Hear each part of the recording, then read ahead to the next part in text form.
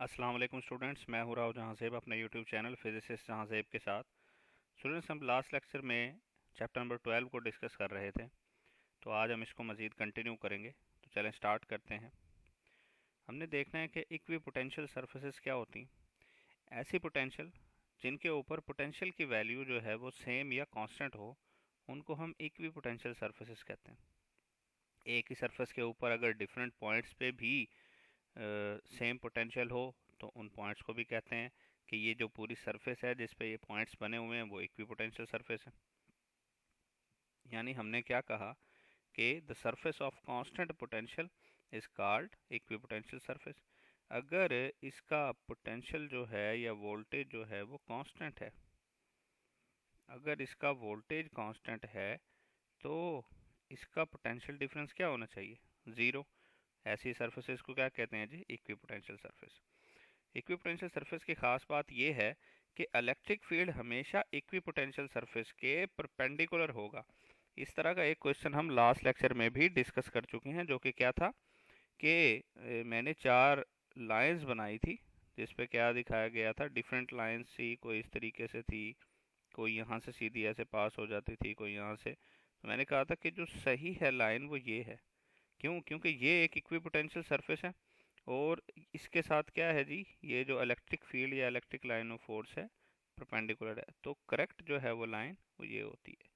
हर point पे equipotential surface के साथ इलेक्ट्रिक फील्ड क्या होता है? परपेंडिकुलर होता है। ये आपने याद रखना है अच्छे तरीके से। आपके सामने एक इक्विपोटेंशियल सरफेस बनी हुई है स्फेयर की शक्ल में। इस पे डिफरेंट पॉइंट्स हैं, point A, point B, point C, point D. अब चूंकि ये इक्विपोटेंशियल सरफेस है तो अगर आपने एक चार्ज को पॉइंट ए से पॉइंट बी, सी या डी जिस पे भी मूव कराना है, आपको मूव कराने के लिए वर्क डन नहीं करना पड़ेगा। ए बी ज़ीरो, या आप ऐसे कह लें ए से बी, बी से सी, सी से डी, जहाँ भी चले जाएं इन पे आपको कोई वर्क डन नहीं करना पड़ेगा। क्यों? क्योंकि ये इक्विपोटेंशियल सरफेसेस हैं और इक्विपोटेंशियल सरफेस पे तमाम पॉइंट्स का पोटेंशियल सेम होता है। अगर पोटेंशियल सेम है तो आपको कोई वर्क डन नहीं करना पड़ेगा चार्ज को एक जगह से दूसरी जगह मूव कराने के लिए। तो ये आपने याद रखना है। इस तरीके से ये एक कैपेसिटर की दो प्लेट्स बनी हुई हैं और सेम डिस्टेंस पे आपके सामने ए और बी पॉइंट्स बने हुए हैं। तो ए से बी तक भी अगर आपने चार्ज को लेके आना है तो आपको कोई वर्क डन नहीं करना पड़ेगा। ठीक है जी। चलें, तो अब हम नेक्स्ट देखते हैं, जो कि बड़ा इंपॉर्टेंट टॉपिक है, कैपेसिटर का। कैपेसिटर को कंडेंसर भी कहते हैं। बेसिकली कैपेसिटर का काम क्या है? कैपेसिटर का काम है चार्ज या इलेक्ट्रिक पोटेंशियल एनर्जी को स्टोर करना। सवाल ये पैदा होता है कि चार्ज को कहाँ पे स्टोर करता है और इलेक्ट्रिक पोटेंशियल एनर्जी को कहाँ पे स्टोर करता है। तो हम देख लेते हैं। इलेक्ट्रिक चार्ज जो स्टोर होता है वो प्लेट्स ऑफ द कैपेसिटर पे स्टोर होता है। इलेक्ट्रिक चार्ज जो स्टोर होता है वो प्लेट्स ऑफ द कैपेसिटर पे स्टोर होता है। Plates of capacitor. ठीक है। और इलेक्ट्रिक पोटेंशियल एनर्जी जो है वो between the electric field store होती है। तो ये आपने याद रखना है। चार्ज और इलेक्ट्रिक एनर्जी दोनों को स्टोर करता है, लेकिन चार्ज को ऑन द प्लेट स्टोर करता है और इलेक्ट्रिक पोटेंशियल एनर्जी को between the electric field store करता है। इसका जो बेसिक प्रिंसिपल है वो क्या है जी? Electrostatic induction. इलेक्ट्रोस्टैटिक इंडक्शन जो होती है, ठीक है, जिसमें चार्ज जो है वो एक बॉडी से दूसरी बॉडी में ट्रांसफ़र होता है, या एक चार्ज बॉडी को न्यूट्रल बॉडी के करीब लाएं तो उसमें भी चार्ज इंड्यूस हो जाता है। इसको इलेक्ट्रोस्टैटिक इंडक्शन कहते हैं। ठीक है। अब होता ये है कि जब कैपेसिटर को चार्ज करना स्टार्ट करते हैं तब तो उसमें से डीसी फ्लो कर रहा होता है, लेकिन जब वो फुली चार्ज हो जाता है तब डीसी के लिए इंसुलेटर बन जाता है, तब डीसी उसमें से फ्लो नहीं कर सकता। इसीलिए हम कहते हैं कि डीसी को अपोज करता है। लेकिन अपोज कब करता है? मैक्सिमम अपोज कब करता है? कब उसको बिल्कुल ब्लॉक कर देता है? जब वो फुली चार्ज हो जाता है। अब देखते हैं कि चार्ज होता कैसे है कैपेसिटर। देखें, होता इस तरीके से है कि शुरू में कैपेसिटर की ये जो दोनों प्लेट्स हैं जो कि मेटल की बनी हुई हैं, ये दोनों न्यूट्रल होती है। न्यूट्रल होने से मुराद क्या है कि इन दोनों के ऊपर नंबर ऑफ पॉजिटिव और नेगेटिव चार्जेस बराबर हैं। अब हमने क्या करना होता है कि इसके साथ एक बैटरी को कनेक्ट कर देना होता है। ये बैटरी आपने कनेक्ट कर दी। अब होगा क्या कि बैटरी इस इन दोनों प्लेट्स के साथ क्या करेगी, देखें ज़रा तवज्जो करें। ये जो प्लेट है आपके सामने, इसके साथ क्या होगा, चूंकि ये positive terminal of the battery के साथ कनेक्ट है, ठीक है, तो क्या होगा, इस प्लेट से इलेक्ट्रॉन्स निकल के किस तरफ आना शुरू हो जाएंगे, positive plate of the battery, positive terminal of the battery की तरफ आते जाएंगे आते जाएंगे। और वो इलेक्ट्रॉन्स ये क्या करेंगे, क्योंकि ये दूसरा दूसरा जो इसका प्लेट है वो negative terminal of the battery के साथ कनेक्टेड है, तो इलेक्ट्रॉन यहाँ से मूव करके किस तरफ जाते जाएंगे जी, इस तरफ जाते जाएंगे। यानी नतीजतन क्या हुआ कि एक प्लेट से इलेक्ट्रॉन को निकाल के दूसरी प्लेट पे डाल रहे हैं। पहले इन दोनों के ऊपर, इन दोनों के अंदर अलग अलग नंबर ऑफ पॉजिटिव और नेगेटिव चार्जेस बराबर थे। अब हम क्या कर रहे हैं कि इन पे एक प्लेट से इलेक्ट्रॉन को निकाल के दूसरे पे डालते जा रहे हैं, यानी एक प्लेट पे जो है डेफिशिएंसी ऑफ इलेक्ट्रॉन पैदा हो रही है, जिसको हम क्या कहते हैं, पॉजिटिव चार्ज आ जाता है डेफिशिएंसी ऑफ इलेक्ट्रॉन की वजह से। और दूसरी प्लेट पे चूंकि हम इलेक्ट्रॉन को डालते जा रहे हैं, यहाँ पे क्या आ जाएगा, नेगेटिव चार्ज। अब बात यह है कि इस तरीके से भी कह सकते हैं, दूसरा और एक और तरीके से भी कह सकते हैं, जिसको आप इंडक्शन का तरीका कहते हैं। यानी आपने क्या किया कि ये जो पहली प्लेट है, इससे कंडक्शन के ज़रिए इलेक्ट्रॉन्स निकले और positive terminal of the battery पे आ गए। यानी पहली प्लेट पे जो चार्ज आया वो किस वजह से आया, कंडक्शन की वजह से। कंडक्शन की वजह से इलेक्ट्रॉन निकल के आए हैं ना positive terminal of the battery पे। फिर क्या होगा, क्योंकि ये वाली प्लेट दूसरी वाली प्लेट के बिल्कुल करीब है, तो जब हम एक चार्ज ऑब्जेक्ट को अनचार्ज के करीब लेके जाते हैं तो उस पर भी चार्ज आ जाता है। और कौन सा चार्ज आता है, ऑपोजिट चार्ज आता है, ठीक है। यानी अगर इस प्लेट पे पॉजिटिव चार्ज है तो इस पे नेगेटिव आएगा। तो ये जो चार्ज आया है, इसको हम ये भी कह सकते हैं कि ये इंडक्शन की वजह से आया। तो आप बता सकते हैं कि एक प्लेट जो है इसकी कंडक्शन की वजह से चार्ज होती है और दूसरी प्लेट जो है वो इंडक्शन की वजह से चार्ज होती है, ठीक है। तो दोनों तरीक़ों से इसको कहा जा सकता है। अब कैपेसिटर जो है वो दो तरह के होते हैं, एक फिक्स्ड कैपेसिटर होता है और एक जो है वो वेरिएबल कैपेसिटर होता है। जब आप 1/2 पाई LC स्क्वायर रूट LC वाला फार्मूला यूज़ करते हैं तो वो जो है वेरिएबल कैपेसिटर होता है, ठीक है। फिक्स्ड कैपेसिटर होता है और वेरिएबल कैपेसिटर होता है, ठीक है। आपके रेडियो ट्यूनर में, ठीक है, टीवी के जो ट्यूनर होते हैं उनमें वेरिएबल कैपेसिटर लगा होता है, आप उसको ट्यून करते हैं उसकी कैपेसिटेंस को चेंज करके। अब अगर देखें मैथमेटिकली तो क्या होगा जी, हम जानते हैं कि जितना ज़्यादा चार्ज स्टोर होगा उतना ही ज़्यादा प्लेट्स के ऊपर पोटेंशियल डिफरेंस क्रिएट होता जाएगा। यानी हम यहाँ कह सकते हैं कि ये जो चार्ज है directly proportional to the potential difference है। अगर हम क्या करें, प्रोपोर्शनैलिटी का साइन हटाएं और एक कांस्टेंट लगाएं तो हम क्या करेंगे, Q is equal to C V. यहाँ पे C क्या है जी, कैपेसिटेंस है, ठीक है। C क्या है जी, कैपेसिटेंस है, आप जानते हैं।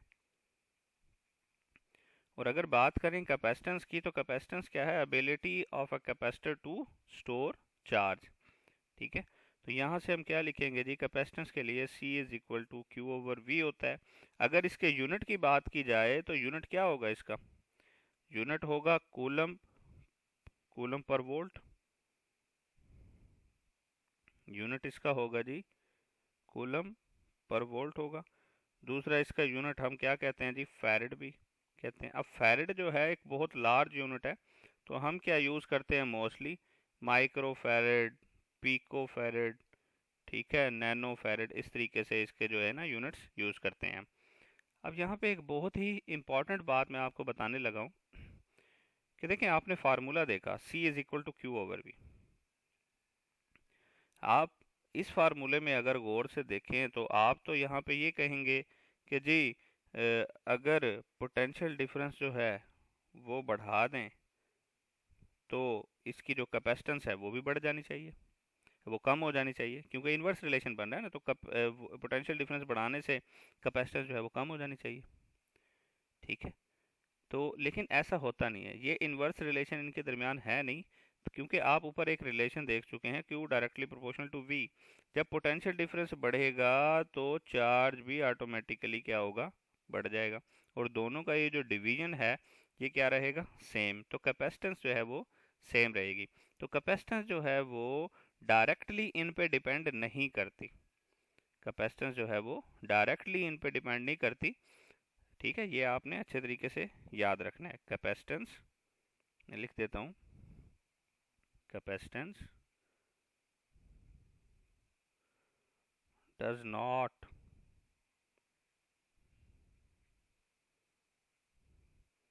directly depends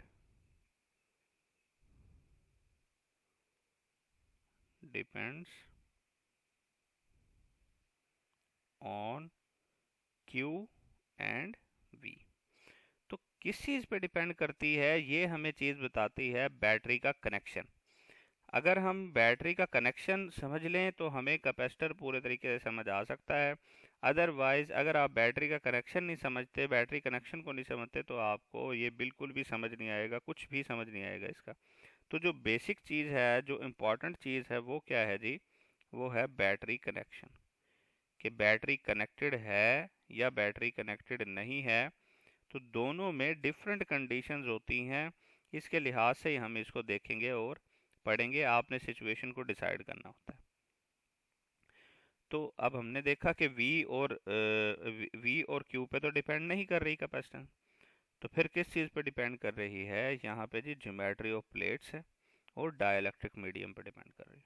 ठीक है, आपने फार्मूला पढ़ा हुआ है पैरेलल प्लेट कैपेसिटर के लिए। पैरेलल प्लेट कैपेसिटर के लिए क्या होता है, अगर हम वैक्यूम की बात करें, अभी हमने प्लेट्स ऑफ कैपेसिटर के दरमियान में कोई मीडियम नहीं रखा। अगर हम सिंपली बात करें तो वैक्यूम के लिए जो कैपेसिटेंस है वो बराबर होती है epsilon nought A over D. A जो है वो एरिया ऑफ प्लेट्स है, डी जो है वो डिस्टेंस बिटवीन द प्लेट्स। और इसी तरीके से अगर हम मीडियम रख दें तो फिर किसके बराबर होगी जी, फिर बराबर होगी epsilon nought epsilon r A over D. अगर इन दोनों की रेशो ले ली जाए, यानी capacitance in medium divide by capacitance in vacuum, तो क्या जवाब आ जाएगा जी, एप्सिलॉन आर, जिसको आप क्या कहते हैं, रिलेटिव परमिटिविटी। रिलेटिव परमिटिविटी, ये आपने याद रखना है। यानी यहाँ से रिलेटिव परमिटिविटी भी निकाली जा सकती है। और एक बहुत ही इंपॉर्टेंट रिजल्ट निकलता है जो मैं आपको यहाँ पे लिख के बता रहा हूँ कि इससे क्या रिजल्ट निकल रहा है जी, कि capacitance in medium is equal to epsilon r times capacitance in vacuum. जिससे क्या साबित हुआ कि कैपेसिटेंस इन मीडियम जो है वो हमेशा ग्रेटर देन होगी कैपेसिटेंस इन वैक्यूम से। ठीक है, यानी होता क्या है कि जब आप प्लेट्स के दरमियान में कोई मीडियम रख देते हैं तो कैपेसिटेंस जो है वो हमेशा बढ़ती है, कैपेसिटेंस जो है वो इंक्रीज करती है। ठीक है, तो ये आपने अच्छे से याद रख लेना है। अब अगर बात करें इसके ग्राफ की, Q और V के दरमियान ग्राफ की, तो वो किस तरीके से होगा वेरी, और हमें कैसे पता चलेगा कि किसकी क्वांटिटी जो है वो ज़्यादा है किसकी कम है। तो V जो है वो x एक्सिस पे है, Q जो है वो y एक्सिस पे है। मैं दो ग्राफ्स यहाँ पे आपके सामने, दो कर्व्स बना रहा हूँ, एक ये है और एक ये है। इसकी कैपेसिटेंस जो है C1 है, इसकी C2 है। हमारे से पूछ लिया जाए कि किसकी ज़्यादा है, तो आप देखेंगे डेफिनेटली कि स्लोप जो है वो किसकी ज़्यादा है। और स्लोप डिपेंड करती है किस पे जी, एंगल पे। स्लोप जो है यहाँ पे वो बराबर है Q ओवर V के। ठीक है, Q ओवर V के बराबर है ना। तो Q ओवर V जो है वो स्लोप है, और स्लोप डिपेंड करती है थीटा पे। ये Q ओवर V बराबर है कैपेसिटेंस के ना। तो कैपेसिटेंस किसकी ज़्यादा होगी, जिसका एंगल ज़्यादा होगा। अब आप देख लें कि एंगल किसका ज़्यादा है। ठीक है, इन दोनों में से एंगल जो है वो C2 का ज़्यादा है, तो कैपेसिटेंस भी C2 की ज़्यादा होगी। यहाँ से आप ये रिज़ल्ट भी निकाल सकते हैं। अब हम बात कर लेते हैं, एक सवाल आता है इस तरीके से कि जी एक कैपेसिटर को पहले चार्ज किया गया और फिर उससे क्या किया गया, बैटरी रिमूव कर दी गई। तो अब बताएं कि कौन सी क्वांटिटी अनचेंज्ड रहेगी। दूसरा सवाल आता है कि अगर कॉन्टिन्यूसली कैपेसिटर के साथ बैटरी लगाई हुई है तो अब कौन सी क्वांटिटी जो है वो सेम या कांस्टेंट रहेगी। तो इन दोनों सवालात के लिए हमने ये चीज़ बनाई है। तो किस तरीके से जी, आप तवज्जो करें, जब आपने बैटरी कनेक्ट की हुई है कैपेसिटर की प्लेट्स के साथ, तो कैपेसिटर की प्लेट्स को बैटरी कॉन्टिन्यूसली एक कांस्टेंट पोटेंशियल डिफरेंस प्रोवाइड कर रही है। इसको ऐसे भी समझ सकते हैं कि मज़दूर हैं, वो काम कर रहे हैं, और अगर मज़दूर मौजूद हैं तो जो भी कोई काम की कोई कमी होगी तो वो फ़ौरन से जाके वहाँ काम कर देंगे। ठीक है, तो एफिशिएंसी तो उनकी उतनी ही रहेगी। अब यहाँ पे अगर बैटरी कनेक्टेड है तो चार्ज की अमाउंट, ठीक है, पोटेंशियल डिफरेंस जैसे ही कम होने लगेगा तो पोटेंशियल डिफरेंस को ये अकोमोडेट कर देंगे। ठीक है, तो यहाँ पे क्या होगा कि जब बैटरी कनेक्टेड होती है, तब भी बैटरी कनेक्टेड होगी कॉन्टिन्यूसली जो है आपके कैपेसिटर के साथ, तो आपका जो चार्ज पोटेंशियल डिफरेंस होगा, जो वोल्टेज होगा, वो क्या रहेगा, कांस्टेंट रहेगा। ये आपने याद रखना है अगर बैटरी कनेक्टेड हो। तो यहाँ पे V जो है आपका क्या होगा, कांस्टेंट रहेगा। ठीक है जी, V कांस्टेंट रहेगा। अगर V कांस्टेंट है तो कैपेसिटेंस का क्या फार्मूला रहेगा, C इज इक्वल टू वही epsilon nought A over D, जो कि बराबर होता है Q ओवर V। ठीक हो गया। तो अगर हम बात करें कि अगर बैटरी को डिस्कनेक्ट कर दिया जाए एक दफ़ा चार्ज करने के बाद, तो अब देखें, चूंकि इसको जो हमने चार्ज कर दिया, एक प्लेट को पॉजिटिवली चार्ज कर दिया, दूसरी प्लेट को नेगेटिवली चार्ज कर दिया, तो अब जब बैटरी इससे हटा दी तो इसके पास कोई पाथ नहीं है चार्ज को मूव कराने के लिए। जब चार्ज के लिए कोई पाथ ही नहीं होगा तो चार्ज एक प्लेट से दूसरी प्लेट पे मूव ही नहीं करेगा, तो प्लेट्स पे जितना चार्ज पहले था उतना ही मौजूद रहेगा। यानी इस कंडीशन में जब बैटरी डिस्कनेक्ट कर दी जाए तो इस सूरत में प्लेट्स के ऊपर जो चार्ज है वो कांस्टेंट रहता है। ठीक है, और इस सूरत में भी जो कैपेसिटेंस का फार्मूला है, C is equal to epsilon nought A over D बराबर है Q ओवर V। तो ये आपने याद रखना है, बड़ी इंपॉर्टेंट चीज़ें। नेक्स्ट जो हमारी चीज़ है वो है जी कम्बिनेशंस कैपेसिटर्स के। ठीक है, आया कि इसको सीरीज़ में लगाया गया है या पैरेलल में लगाया गया है। सीरीज़ में लगाएं तो क्या चीज़ चेंज होगी, क्या चीज़ जो है वो सेम रहेगी। तो यहाँ पे डिस्कस कर लेते हैं, और कैपेसिटेंस कैसे निकालेंगे, इक्विवेलेंट कैपेसिटेंस, वो भी हम डिस्कस करेंगे। तो फर्स्ट कर लें, यहाँ पे तीन कैपेसिटर्स जो हैं वो लगाए गए हैं। इसकी कैपेसिटेंस C1 है, इसकी C2 है, इसकी C3 है। इसी तरीके से यहाँ C1 है, C2 है, C3 है। तो देखें जी, होगा क्या कि चूंकि ये सीरीज में लगाए गए हैं और सीरीज में जो चार्ज ट्रांसफर हो रहा होता है, चार्ज मूव कर रहा हो रहा होता है, वो क्या है कि वो सेम रहता है टोटली। तो यहाँ पे क्या होगा, आपका जो चार्ज होगा वो बिल्कुल सेम रहेगा, चार्ज सेम रहेगा। लेकिन चूंकि सीरीज में है तो सीरीज में पोटेंशियल क्या होगा, डिवाइड हो जाएगा, पोटेंशियल डिवाइड हो जाएगा इन तीनों कैपेसिटर के दरमियान, V1 V2 V3 करके। तो इनकी जो इक्विवेलेंट कैपेसिटेंस अगर आप निकालना चाहते हैं, अगर फर्ज कर लें n नंबर ऑफ कैपेसिटर्स लगाए हुए हैं, तो इनकी इक्विवेलेंट कैपेसिटेंस कैसे निकलेगी जी, 1 over CE is equal to 1 over C1 plus 1 over C2 plus so on 1 over Cn। अगर ऐसा करें कि दो कैपेसिटर्स लगा दें, ठीक है, यानी दो कैपेसिटर्स का मतलब क्या है जी, दो कैपेसिटर का मतलब है कि अगर n इज इक्वल टू 2 हो, अगर दो कैपेसिटर लगा दें तो इनकी कैपेसिटर जो इक्विवेलेंट कैपेसिटेंस है वो कैसे निकलेगी जी, वो सिंपली आपको पता है जी, CE is equal to C1 C2 over C1 plus C2, यानी प्रोडक्ट ओवर सम।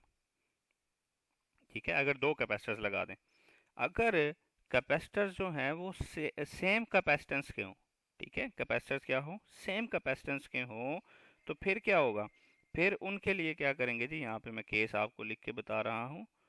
अगर कैपेसिटर्स की कैपेसिटेंस जो है C1 is equal to C2 is equal to C3, ठीक है, इस तरीके से हो, तो जितने नंबर ऑफ कैपेसिटर्स लगे हुए होंगे, ठीक है, जितने भी नंबर, अगर इक्विवेलेंट कैपेसिटेंस निकालनी है और n नंबर ऑफ कैपेसिटर्स लगे हुए हैं, जो कि सेम कैपेसिटेंस के हैं। तो C एक कैपेसिटर की capacitance divided by number of capacitors connected. तो इस तरीके से उनकी कैपेसिटेंस निकाली जा सकती है सिंपली शॉर्टकट लगा के। ठीक है, अब हम बात कर लेते हैं पैरेलल कॉम्बिनेशन के लिए। पैरेलल कॉम्बिनेशन में क्या होगा, पैरेलल कॉम्बिनेशन में जो आपका वोल्टेज है वो सेम रहता है, वोल्टेज सेम रहता है। और Q क्या करता है जी, चार्ज चूंकि जो है पैरेलल में डिवाइड हो जाता है क्योंकि करंट डिवाइड हो जाता है। और अगर इनकी इक्विवेलेंट कैपेसिटेंस निकालनी हो n नंबर ऑफ कैपेसिटर्स के लिए, तो ये सिंपली आप इनको क्या करते हैं, इनको आप प्लस कर देते हैं तमाम कैपेसिटर्स की कैपेसिटेंसेस को, C1 plus C2 plus C3 plus on Cn। अब उसी तरीके से हम मालूम करेंगे, अगर दो कैपेसिटर्स हों, दो कैपेसिटर्स की कैपेसिटेंस निकालनी हो तो आप क्या करेंगे, उनको सिंपली ऐड कर देंगे। Ce is equal to C1 plus C2 किसके लिए जी, n इज इक्वल टू 2 के लिए। अब अगर हमने मालूम करना हो कि n नंबर ऑफ कैपेसिटर्स लगे हुए हैं जिनकी कैपेसिटेंसेस सेम है, तो उसके लिए क्या करेंगे जी, मैं यहाँ पे लिख रहा हूँ C1 is equal to C2 is equal to C3। ठीक है, अगर सारे कैपेसिटर्स की कैपेसिटेंस सेम हो तो इक्विवेलेंट कैपेसिटेंस बराबर होगी n यानी number of capacitors multiply capacitance of any capacitor. ठीक है, इस तरीके से। अब n आइडेंटिकल कैपेसिटर्स अगर ऐड कर दिए जाएं, ठीक है, पैरेलल में और सीरीज में, ठीक है, n आइडेंटिकल कैपेसिटर को पहले पैरेलल लगाया, फिर उनको सीरीज में लगाया, तो उनकी रेशो क्या आएगी सीरीज टू पैरेलल। ये एक बड़ा इंपॉर्टेंट सवाल है। अगर n आइडेंटिकल कैपेसिटर्स हो, n आइडेंटिकल कैपेसिटर्स हो, तो पहले उनको किस में लगाया, फर्ज कर लें जी सीरीज में लगाया। सीरीज में लगाया तो आपके पास क्या आ गई कैपेसिटेंस, सी एस लिख रहा हूँ यहाँ पे, सी एस आ गया आपके पास C ओवर n। और फिर उनको क्या किया जी, पैरेलल में लगाया। पैरेलल में लगाया तो सी पी उनकी इक्विवेलेंट कैपेसिटेंस आ गई C इंटू एन या n इंटू सी। इनकी रेशो क्या आएगी जी, C S over C P. C S क्या है जी, C over n divide by C P क्या है जी, सी एन। सी से सी कैंसिल होगा और ये क्या बन जाएगी, 1/n²। ये बड़ा इंपॉर्टेंट सवाल है, इसको आपने अच्छे से याद रख लेना है। नेक्स्ट चलते हैं। नेक्स्ट जो हमारा क्वेश्चन है वो ये है कि एनर्जी स्टोर्ड किस तरीके से वेरी होती है जब बैटरी कनेक्ट हुई हुई हो और जब बैटरी डिसकनेक्ट हो। तो इसका जो जनरल फार्मूला होता है वो होता है जी E is equal to half QV।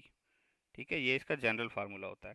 अब जनरल फार्मूला को ही हम अपने लिहाज से वेरी कर लेते हैं। जो बैटरी कनेक्टेड वाली बात है, जब बैटरी कनेक्ट होती है तो आपको पता है कि वोल्टेज सेम होता है, वोल्टेज सेम होता है। तो फिर हम क्या करेंगे, इस हाफ क्यू वी में हम क्या करेंगे कि वोल्टेज चूँकि सेम होता है ना, तो चार्ज की वैल्यू पुट कर देंगे।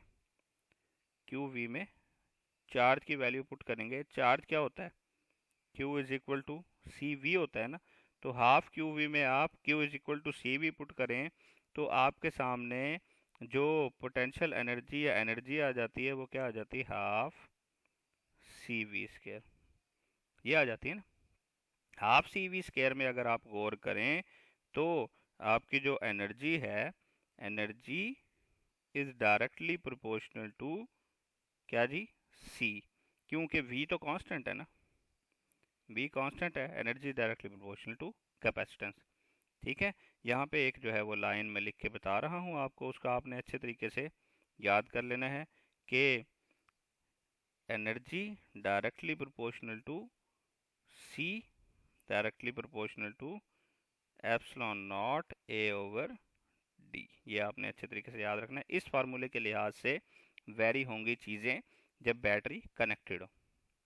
अब बैटरी कनेक्टेड में भी फिर दो तरह के केसेस आ जाते हैं कि आया कि वो जो ये तो सिंगल कैपेसिटर के लिए था ना जो मैंने बताया। अगर मल्टीपल कैपेसिटर्स कनेक्टेड हों तो आया कि वो सीरीज में कनेक्ट है या पैरेलल में, तो इसमें डिफरेंट केसेस होंगे। ठीक है जी, तो इसमें देख लेते हैं किस तरीके से वेरी होगा। तो फर्ज कर लें अगर सीरीज में कनेक्टेड है, n number of capacitors connected हैं सीरीज में, यहाँ पे हम कह देंगे कि पैरेलल में। अगर बात करें सीरीज़ के लिए, तो सीरीज़ के लिए जो कैपेसिटेंस थी वो क्या थी, C E is equal to C over N. और अगर पैरेलल की बात करें तो इक्विवेलेंट कैपेसिटर किसके बराबर थी, C E is equal to N C. अब यहाँ पे हम उसी लिहाज से देखेंगे कि एन नंबर ऑफ कैपेसिटर्स है ना, तो एनर्जी किसके बराबर होगी, हाफ सी ई लिख रहा हूँ, पहले तो सी था ना, अब सी इक्विवेलेंट कैपेसिटेंस। तो यहाँ पे किसके बराबर आ जाएगा जी, U is equal to half C E की जगह आप सीरीज वाली इक्विवेलेंट कैपेसिटेंस लिखें C over N V square. यानी यहाँ पे हो क्या रहा है कि पोटेंशियल एनर्जी या energy inversely proportional to number of capacitor, यानी नंबर ऑफ कैपेसिटर जितने ज़्यादा ऐड करते जाएंगे उतनी एनर्जी क्या होती जाएगी, कम होती जाएगी अगर सीरीज में लगे हुए हों।